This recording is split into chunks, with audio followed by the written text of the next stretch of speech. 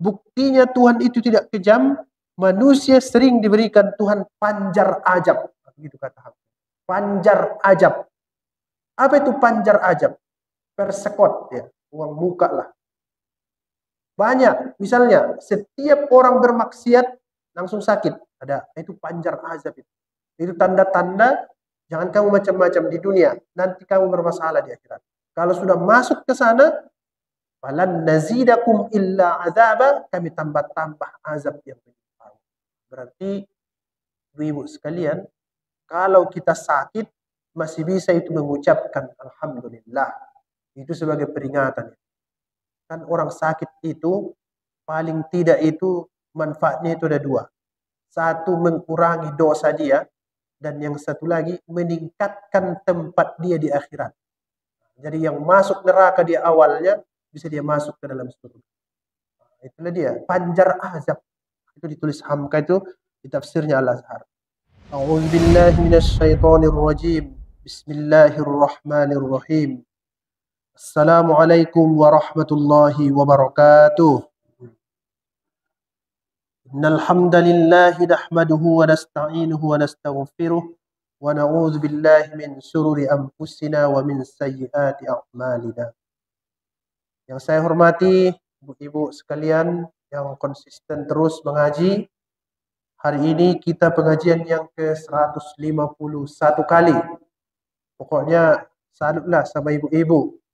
Bisa pula menghasilkan seperti buku yang di depan kita itu. Dari tahun 2020 itu kita kerjakan sama-sama, alhamdulillah terbit. Jadi kalau 1 juz segitu, kalau selesai 30 juz, berarti 30 segitu yang mau kita tulis. 1 juz kan? Alhamdulillah. Itu berkat, kalau boleh saya sebut nama, Bu Farida lah nomor 1. Pagi-pagi Bu Farida mendatangi saya tahun 2020, kita ngaji Ustaz. Lama baru saya jawab waktu itu. Baru yang kedua, Bu Inong. Ustaz tulis, karena kami sering lupa yang Ustaz bilang. Begitu dulu. Saya masih ingat itu. Tentu juga bantuan ibu-ibu yang lain. Karena kalau kami bertiga juga yang mengaji, tak jalan juga itu kan. Alhamdulillah, hadir pula sama-sama. Saya tidak pernah bermimpi bisa menyusun sebanyak itu. Pernah saya mimpikan itu. Alhamdulillah, berkah sekali pengajian. Itu kalau dibaca lagi, berarti mempelajari itu 4 tahun lagi itu baru selesai. Karena kita mengumpulkan itu 4 tahun. Mudah-mudahan ini yang juz 30 ini konsisten juga ini. Insya Allah. Kalau nanti selesai, kita cetak lagi. Malah saya berpikir tadi pagi waktu menulis ini sungguh-sungguh, kalau enggak kami cetak aja lah tafsir surah An-Naba. Karena saya cek-cek juga, udah mau 50 halaman ini, yang ini. Surah An-Naba ini saja. Memang luar biasa Al-Quran ini. Kalau kita pelajari betul-betul, setiap kata, setiap huruf, setiap kali. Luar biasa. Ini kita pelajari, Ibu, 2 ayat lagi ya. Belum siap ini, surah An-Naba.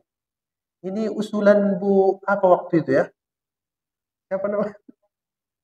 Nah itu. Pokoknya emak-emak ini ngeri lah. Bisa menulis tafsir sampai 600 halaman kan? Alhamdulillah, Masya Allah. Bismillahirrahmanirrahim. Wa kulla syai'in ahsaynahu kitaba. Fadhuku falan nazidakum illa azaba. Segala sesuatu telah kami catat dalam kitab. Oleh karena itu, rasakanlah, tidak akan kami tambahkan kepadamu kecuali azab. Itu kita 2 bulan lalu cerita tentang penghuni neraka itu. Ada di sana, inna jahannama kanat mirsada lit-taghina ma'aba labisina fiha ahqaba la yazuquna fiha bardan wala syaraba illa hamiman wa wassaqa jazaa'an wifaqa. Terus ini masih cerita itu. Cerita orang yang ada di neraka. Dia sebut wa kulla syai'in ahsaynahu kitaba. Segala sesuatu telah kami catat dalam kitab. Semua yang terjadi di dunia ini ada catatan. Ajaib itu, luar biasa. Kita manusia ini, jangankan yang terjadi di masa lalu, Yang terjadi di masa kita sekarang saja tak sempat kita catat itu. Jangankan itu, yang terjadi di rumah tangga kita saja tak sempat kita catat. Ini tidak. Semuanya dicatat Allah Subhanahu wa Ta'ala. Sekarang ada internet luar biasa. Tuh kalau di kampus itu ada namanya ChatGPT. Tidak mau orang buat makalah lagi. Artificial Intelligence. Dia apa itu? Di WhatsApp ada sekarang tulisan Meta AI namanya. Jadi kalau kita tulis di situ sesuatu, dikasihnya informasi itu. Luar biasa canggihnya. Saya coba tulis Masjid Al-Anwar, muncul. Masjid Al-Anwar itu ada di komplek YIN Sumatera Utara, muncul dia. Baru saya coba yang sulit, makin bersalahan. Saya coba tafsir At-Tabari, ada ditulisnya di situ, tafsir era modern. Keliru lah itu. Itu tafsir lama. Oh, lah salah juga dia. Nah, apa artinya? Secanggih apapun alat yang diciptakan manusia untuk mencatat sesuatu, pasti ada kelirunya. Pasti. Secanggih apapun. Paling tidak dia keliru dalam memutuskan nilai-nilai. Saya kasih contoh. Itu kalau seluruh dunia mengupload ke internet babi halal. Itu lama-lama kalau kita ketik, apa katanya babi itu? Halal dibilangnya itu. Dia nggak bisa mengedit pikiran dia. Ini dia apa nih? Secanggih apapun internet itu. Kita tulis di situ, kambing haram. Dimasukkan data ke situ. Lama-lama kita cari. Lama-lama kambing itu apa katanya? Haram. Jadi pintar dia, tapi ya tergantung siapa yang menginput data ke situ. Nggak keren juga. Kalau ini enggak. Wa kulla syai'in ahsaynahu kitabah. Semua yang di dunia ini kami catat, kata Tuhan. Dicatatnya di situ. Baru kelemahan teknologi ini begini. Ibu punya MP3 Al-Quran umpamanya. Kemudian coba baca, kemudian rekam, tapi baca yang salah. Bisa nggak disalahkan ya ibu? Alat rekam itu salah itu katanya. Bisa nggak? Nggak bisa dia itu. Itu makanya belajar Al-Quran harus ada guru. Guru itu ngerti itu salah. Misalnya dia baca wan-nazi'ati gharqa. Tiba-tiba dia baca was-sabihati sabha, lompat. Amma yatasaalun allazi hum fihi mukhtalifun. Itu MP3 itu nggak tahu dia itu salah. Jadi lemah juga. Biarpun dia kuat kata orang, canggih segala macam, tidak juga. Ada kelemahan. Jadi kata Al-Quran, wa kulla syai'in ahsaynahu kitabah. Tuhan catat itu semua. Manusia ini ada anehnya. Yang dilakukannya di masa lalu, bisa dia lupa, baru dia ingat lagi, baru dia lupa lagi, baru dia ingat lagi. Betul itu ibu ya? Ada dulu, ingat. Tiba-tiba lupa lagi. Tiba-tiba ingat lagi. Tiba-tiba lupa lagi. Ada yang lebih aneh lagi. Dia mau merahasiakan sesuatu, dia lupa kalau itu rahasia. Aneh manusia itu. Ini rahasia ya katanya. Baru kasih tahunya sama orang. Nah ini, itu semua dicatat Tuhan. Yang aneh-aneh itu semua dicatat. Wa kulla syai'in ahsaynahu kitabah. Waktu ini MTQ Kota Medan, jadi ada peserta. Saya penanya itu dalam tafsir itu. Saya penanya di situ. Jadi katanya waktu menafsirkan surah Al-Isra itu iqra kitabah. Bacalah kitabmu. Ini juga kan wa kulla syai'in ahsaynahu kitabah. Jadi saya tanya dia, itu kalau saya hidup 70 tahun, berapa halaman itu catatan amalan saya? Saya tanya. Tebal lah Ustaz, katanya. Ada 2000 halaman. Oh lebih. Ada 50.000. Ada Ustaz 1 juta halaman. Karena semua tercatat mulai dari sebelum lahir sampai nanti mati. Baru saya uji lagi dia, peserta itu. Kalau begitu, kalau digantung di leher saya, buat nggak itu saya bilang. Bingung dia. Satu masjid ini catatan amal kita digantung di leher kita. Iqra kitabak, dikasih ke kita berapa tahun membaca itu. Kemudian saya ketemu sama satu orang, udah tua dia. Tahu Ustaz apa maksudnya itu? Setebal apapun nanti amal ibadah kita itu bisa dimasukkan dalam flash disk katanya. Oh, canggih juga bapak ini, saya pikir. Dia jemaah itu di Masjid Al-Iman itu. Ya pula. Berarti nanti amal kita yang banyak, baik yang baik maupun yang buruk, semua itu dicatat Tuhan. Kalaupun tidak dalam bentuk kertas, bisa dibawa kemana-mana. Flash disk. Sekarang lebih canggih lagi itu catatan. Ada namanya cloud, di awan dia catatan. Ada Google Drive. Semua canggih. Nah, itulah dia. Jadi tidak mustahil itu semua yang kita lakukan dicatat Allah Subhanahu wa taala. Satu, penafsiran yang kedua. Ada namanya Imam Al-Qurtubi. Ini di juz 30 ini agak banyak tafsir saya kutip-kutip ya Bapak Ibu, supaya bertambah kokoh referensinya itu. Termasuk yang buku yang terbit itu referensinya ditambah itu. Masuk tafsir Sufi di situ. Jadi nanti kalau ketemu di situ tulisan ini tidak pernah diceramahkan, memang ya tambah supaya memperkaya ilustrasi. Kata Imam Qurtubi, wa kulla syai'in ahsainahu kitaba. Arti kitab di situ, apa arti kitab di situ? Yang pertama dia sebut artinya itu ilmu pengetahuan. Itu maksudnya itu, kitab yang ada di situ. Kenapa? Karena sesuatu yang tertulis sulit dilupakan. Apa arti kata yaktubu? Nulis. Berarti kitab artinya tempat menulis ilmu pengetahuan. Dan yang tertulis itulah yang paling sukar untuk dilupakan. Coba tadi saya sebut di awal-awal. Kenapa saya kenal dengan Imam At-Tabari? Dia wafat tahun 310 Hijriah. Karena ada tulisan. Itu. Kenapa kita kenal dengan Imam An-Nawawi yang sudah hidup ratusan tahun yang lalu? Karena dia ada tulisan. Kalau sekarang berubahlah. Sekarang apa Ustaz? Video, YouTube, TikTok, Instagram, Facebook, semua itu bisa mengabadikan orang. Berubah. Yang penting dia tercatat. Bagaimana mencatatnya? Bisa dengan tulisan, bisa dengan rekaman video yang ada sekarang. Dulu ada pita kaset, sekarang udah hilang ya. Ada lagi itu sekarang kita temukan pita-pita kaset itu. Nah, semua ini mencatat. Berarti kitab artinya tempat mencatat ilmu pengetahuan. Salah satunya yang paling real, kalau saya ditanya, apalah itu? Al-Quran. Nampak di depan mata kita, ada tulisannya. Namanya itu juga Al-Kitab. Mana dalilnya? Zalikal kitab. La roiba fihi hudan lil muttaqin.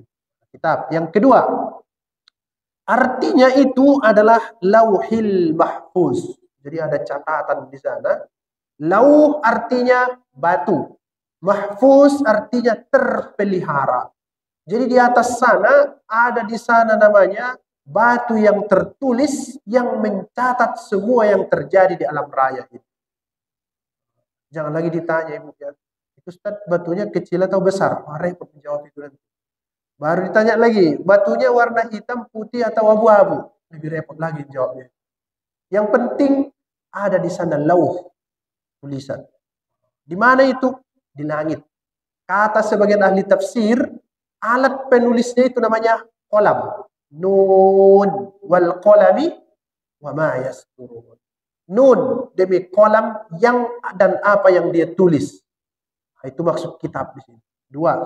Satu tadi ilmu pengetahuan, yang kedua lauhil mahfuz. Nah, saya yang dua itu boleh. Nampaknya yang nomor tiga dia yang paling penting. Oh, ada tulisan profesor yang saya baca.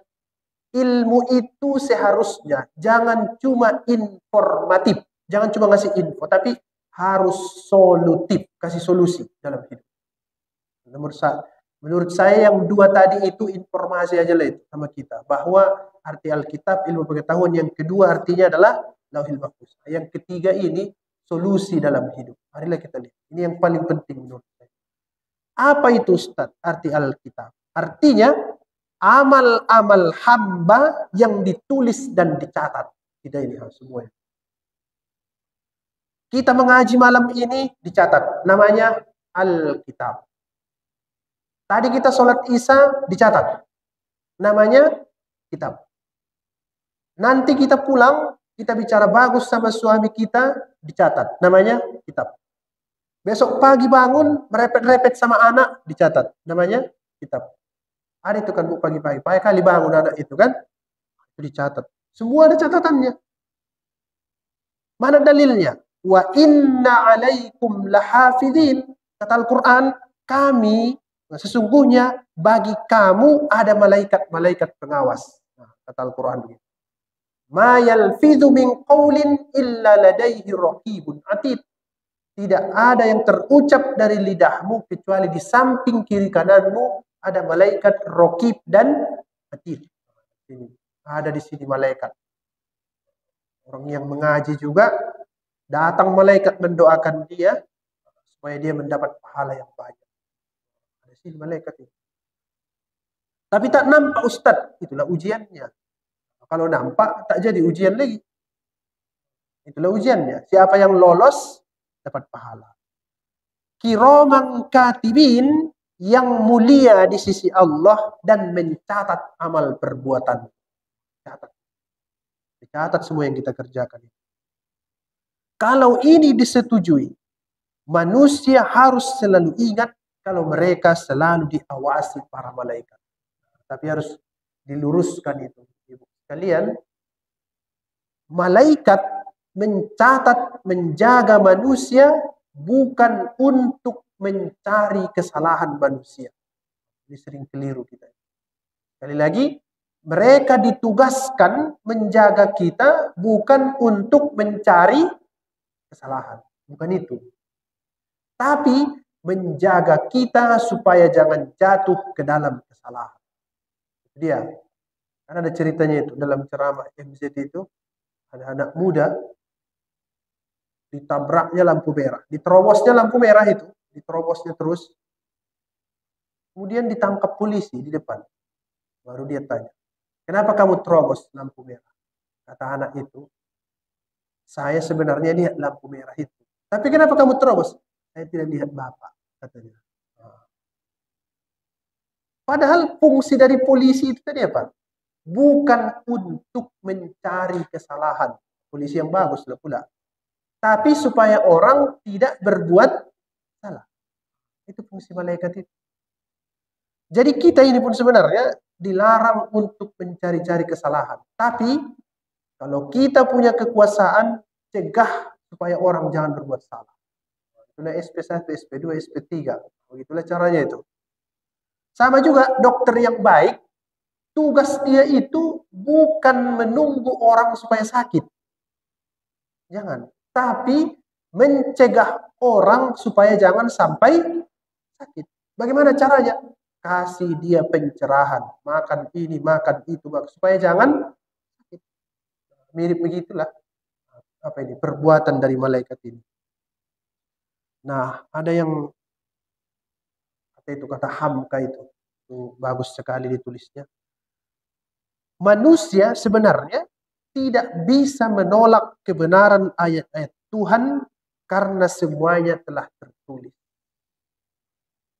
Saya kadang pikir begini, ibu-ibu.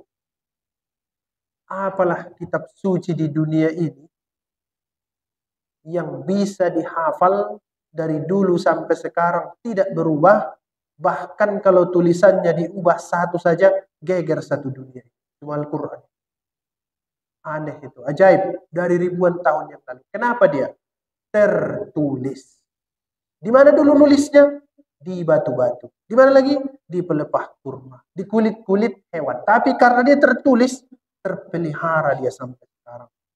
Nah, kata Hamka, tidak mungkin lagi bisa ditolak kebenaran Al-Quran karena dia tertulis. Nah, tertulis sampai sekarang. Ada orang yang bilang sekarang, karena banyaknya tulisan ini, tak perlu lagi menghafal Quran. Karena semuanya sudah tertulis. Sampai-sampai begitulah. Menurut saya keliru juga itu. Hafal Quran itu penting. Karena ada dulu di zaman Nabi, mati banyak penghafal Quran. Hampir kacau semua. Ini pun nanti kalau banyak yang meninggal, terjadi tsunami, hilang semua Al-Quran. Tak ada penghafal Quran, bahaya juga itu. Jadi menghafal Quran itu penting. Tetap penting. Sampai kapanpun.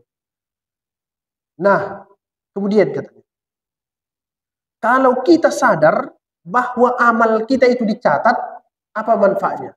Kita tidak macam-macam di dunia. Itu dia gunanya. Itu orang-orang yang korupsi berani nyuri-nyuri uang itu karena dia lupa itu. Wa kulla syai'in ahsaynahu kitab. Lupa dia. Nanti dicatat, dipertanggungjawabkan amal ibadah ini segala macam. Lupa dia. Kalau dia ingat, insya Allah dia bagus. Nah, Bapak, Ibu-ibu sekalian, saya coba lebih jauh ya, lebih sedikit. Wa kulla syai'in ahsaynahu. Ayat ini dia sebut ahsaynahu, menghitung, artinya itu kami mencatat. Karena kedua makna itu memiliki makna yang sama, ketelitian dan menghasilkan. Ini katanya, biasanya ketelitian akan menghasilkan sesuatu. Dan yang menghasilkan sesuatu berangkat dari ketelitian. Maksudnya, apa yang kita buat asal-asalan, itu tak ada hasilnya. Tak ada hasil. Biarpun nanti banyak, tapi kalau membuatnya tidak teliti asal-asal, tak ada hasil. Tidak bermanfaat untuk orang. Nah, makanya perlu ada ketelitian. Itu namanya ahsoina. Ahsoina namanya. Nah, karena mencatat amal manusia itu sangat teliti, akhirnya dia mendatangkan keadilan. Begitu itu. Karena kalau salah catat, pasti nanti kebijakannya salah. Misal, ibu seorang kepala sekolah umpamanya. Ada orang lapor. Menurut catatan dia, ada anak yang merokok. Namanya si A. Kemudian melapor satu lagi. Bukan si A, tapi si B. Laporan selanjutnya bukan, tapi si C. Ini kalau tak teliti membuat data ini, nanti terjadi kezoliman itu. Pasti itu. Rupanya salah-salah yang dikasih. Ini salah, ini salah. Terakhir, itu sebabnya dia gunakan kata ahsoina. Nanti manusia tidak bisa menuntut protes apapun karena catatannya itu teliti. Sangat teliti di sana. Di dunia ini manusia ini aneh. Adapun data itu yang sudah teliti, kalau dia tidak suka bisa dihapusnya. Bisa itu. Apa contohnya? Markup kalau belanja-belanja. Dinaik-naikkannya harga itu ada itu kan? Ini yang lagi rame kita ini masalah korupsi-korupsi ini. Nah, itulah manusia ini aneh. Aneh dia manusia. Jadi ingat-ingatlah ini ibu-ibu sekalian, wa kulla syai'in ahsaynahu kitaba. Saya lanjut sedikit lagi tentang catatan amal ibadah ini. Yang mencatatnya itu bukan jin, bukan manusia. Tapi yang ditugaskan tadi malaikat. Kenapa malaikat? Alasannya dua. Nanti alasan yang kedua itu agak aneh. Yang pertama, malaikat itu tidak berani melawan Tuhan. Beda dengan manusia ini. Ini manusia ini dibilang A dikerjakannya B. Jin juga begitu. Ada jin kafir, ada jin muslim. Kalau malaikat, la ya'sunallaha ma amarahum wa yaf'aluna ma yu'marun. Itu satu. Yang kedua, malaikat makhluk yang tidak berinisiatif. Tidak ada inovasi di malaikat itu. Kalau disuruh dia sujud, sujud dia itu sampai hari kiamat. Nah, manusia ini lain. Disuruh dia sujud, tak solat-solat dia. Pergi dia entah kemana-mana. Disuruh dia jangan mencuri, mencuri dia. Manusia. Disuruh dia jangan zina, zina dia. Dia berinisiatif. Ada pilihan. Bayangkan ibu-ibu, kalau seperti inilah yang disuruh mencatat amal seseorang, seperti manusia ini, ketika dia tak suka sama satu orang, dibuatnya catatannya lain. Nah, ini aku tak suka yang satu ini. Buatlah dia aneh-aneh, supaya dia disiksa Tuhan. Begitu kan? Dibuatnya begitu. Alhamdulillah, yang mencatatnya itu malaikat. Tidak punya inisiatif.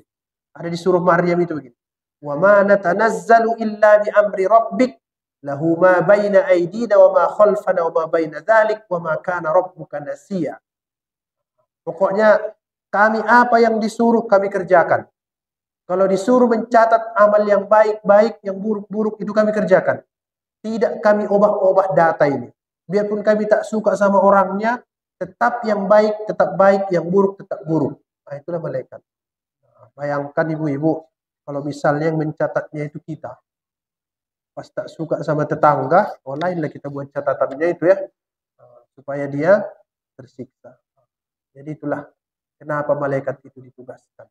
Dia tidak bisa berinovasi, tidak ada kreasi, tidak ada inisiatif. Pokoknya apa yang disuruh itulah yang dikerjakan. Dia yang mencatat. Itu tentang catatan amal ibadah. Yang terakhir, oleh karena itu setelah amalmu dicatat, wahai manusia, rasakanlah tidak akan kami tambahkan kepadamu kecuali azab. Saya kasih contoh dulu. Ada minuman warna hitam. Kemudian tidak akan kami tambah minuman ini kecuali warna hitam. Apa yang terjadi dengan minuman itu? Makin hitam. Nah, ini begitu maksudnya. Tidak kami tambahkan kepadamu kecuali azab. Berarti azabnya itu bertambah-tambah. Mari kita lihat satu-satu. Ayat ini kata Imam At-Tabari diarahkan kepada orang yang berada dalam neraka jahanam. Masih ingat kemarin itu ya, ada orang di sana yang meminum dan mandi air mendidih dan nanah. Masih ingat cerita itu kan? Ada di sana. Kalau ini disetujui, jadi penghuni neraka jahanam itu mendapat siksa yang berulang-ulang. Terus habis nanahnya, habis airnya, datang lagi. Karena katanya tidak kami tambahkan kepadamu kecuali azab. Bertambah-tambah azabnya itu. Terus setiap air itu mendidih, datang lagi. Setiap air itu mendidih, datang lagi. Bertambah-tambah terus azab untuk orang yang di sana itu. Bisa jadi, nah ini kata Hamka ini dalam tafsir Al-Azhari, bahwa ayat semacam ini kejam. Kejam kali itu siksa dalam Islam. Di neraka, sudah masuk neraka, ditambah-tambah pula azabnya lagi. Makin takutlah orang masuk Islam. Tak mau orang masuk Islam. Nah, kata dia tidak.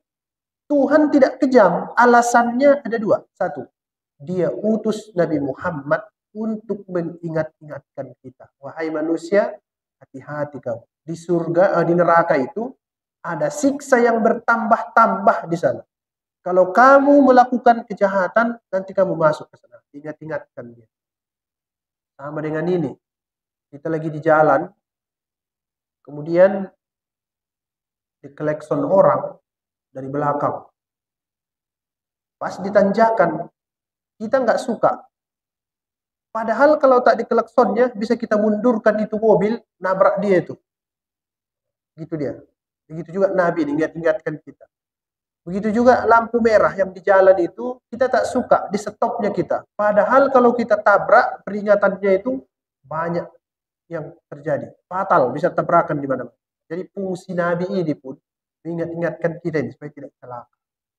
Alhamdulillah, kita ingat peringatan itu, makanya kita mau sholat dan segala macam. Yang kedua, buktinya Tuhan itu tidak kejam, manusia sering diberikan Tuhan panjar ajab. Begitu kata Hamka. Panjar ajab. Apa itu panjar ajab? Persekot ya, uang muka lah. Banyak, misalnya setiap orang bermaksiat langsung sakit. Ada, itu panjar azab itu. Itu tanda-tanda jangan kamu macam-macam di dunia, nanti kamu bermasalah di akhirat. Kalau sudah masuk ke sana, falan nazidakum illa azaba, kami tambah-tambah azab yang menimpa. Berarti ibu sekalian, kalau kita sakit, masih bisa itu mengucapkan Alhamdulillah. Itu sebagai peringatan. Kan orang sakit itu, paling tidak itu, manfaatnya itu ada dua. Satu, mengurangi dosa dia. Dan yang satu lagi, meningkatkan tempat dia di akhirat. Jadi yang masuk neraka di awalnya, bisa dia masuk ke dalam surga. Itulah dia, panjar azab. Itu ditulis Hamka itu, di tafsirnya Al-Azhar. Itu kata dia sebagai peringatan halus kepada manusia supaya ingat bahwa di akhirat ada nanti siksa yang pedih. Jadi ibu-ibu sekalian, syukurilah itu ada Nabi Muhammad diutus mengingatkan kita, ada pula dikirim kita sekali-sekali penyakit. Jadi kalau mau melembutkan hati itu caranya satu, pergi ke rumah sakit. Pergi ke sana. Tengok orang sakit itu pasti nanti kita sadar. Jadi sebenarnya kalau kita nengok orang sakit, yang paling banyak mengambil manfaat itu bukan orang sakit. Karena dia cuma dapat buah. Buah itu pun kita bawa pas dia sakit aja. Pas dia sehat, kita bawa itu. Balik manusia. Ada yang lebih parah lagi, Bu. Pas dia sakit, ibu kasih buku tafsir itu. Tambah sakit dia itu. Tambah sakit dia itu. Jadi kalau sakit dia jangan kasih itu. Apa yang dikasih sama dia sebenarnya kalau dia sakit? Duit.